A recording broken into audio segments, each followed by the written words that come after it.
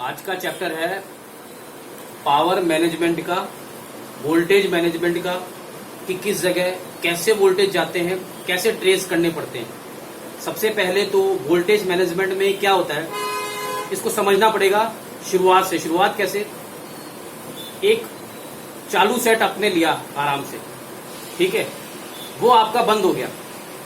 Voltage management की बात कर रहा हूं, वोल्टेज कहां पे कैसे जाएंगे और कैसे पता चलेगा कि ये आईसी 100% सही है या खराब है। सबसे पहले बैटरी लगी मोबाइल के अंदर, आपने बटन दबाया, बटन दबाने के बाद अब वो जो करंट लगा हुआ है आपका, जैसे अभी आपका करंट आ रहा है खंबे से, बिजली के खंबे से करंट आ रहा है। अब आपका करंट आया आपकी एमसील पे, एमसील मतलब डायोड, वो डाउन थी, उसको उठाने के लिए उन्होंने ऑन ऑफ स्विच दिया, आपने ऑन ऑफ का बटन दबाया, पर वो एमसील आपकी खराब थी, यानी डायोड आपका खराब था, तो उठेगा नहीं तो क्या होगा? नहीं होगा ना, चालू नहीं होगा। तो कहने का मतलब सबसे पहले बैटरी कनेक्टर के पास में जो स्विचिंग डिवाइस दिया हुआ है, स्विचिंग डिवाइस यानी डायोड, बैटरी कनेक्टर की जब भी तुम सप्लाई चेक करोगे पॉजिटिव वे पे स्विचिंग के लिए डायोड लगा हुआ मिलेगा।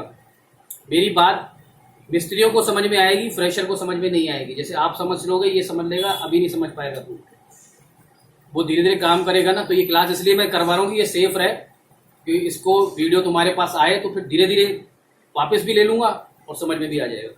तो क्या हुआ, आपका सबसे पहले क्या लग रहा है स्विचिंग के लिए? डायोड। अब वो डायोड था। अब एक बात बताओ, जैसे एक एमसील अपन हटा दे और डायरेक्ट जोड़ दे, काम हो सकता है? नहीं हो सकता? हो सकता है ना। तो डायोड को हटाने के बाद उसका स्विचिंग का काम है, सर्किट तो जुड़ा हुआ ही था, उसको हटा दिया तो भी अपना सेट चालू हो जाता है। एमसील अपन ने हटा दी तो भी इंजन चालू हो जाता है। फिर कहां आता है? कैपेसिटर पे, फिल्ट्रेशन के लिए।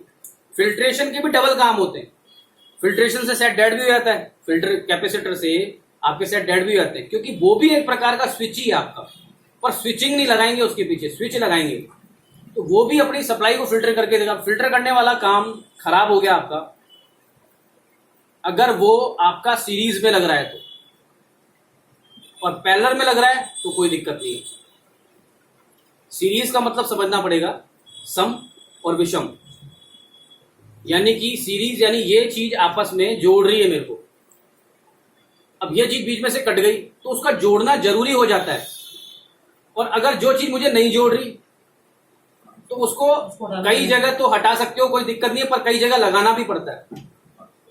कई जगह हटा भी सकते हो, पर कई जगह लगाना पड़ता है। अब सबसे पहले जो प्राइमरी वोल्टेज है अपने को वो चेक करने। प्राइमरी वोल्टेज सबसे पहले कहां गिरेंगे? पावर के पास।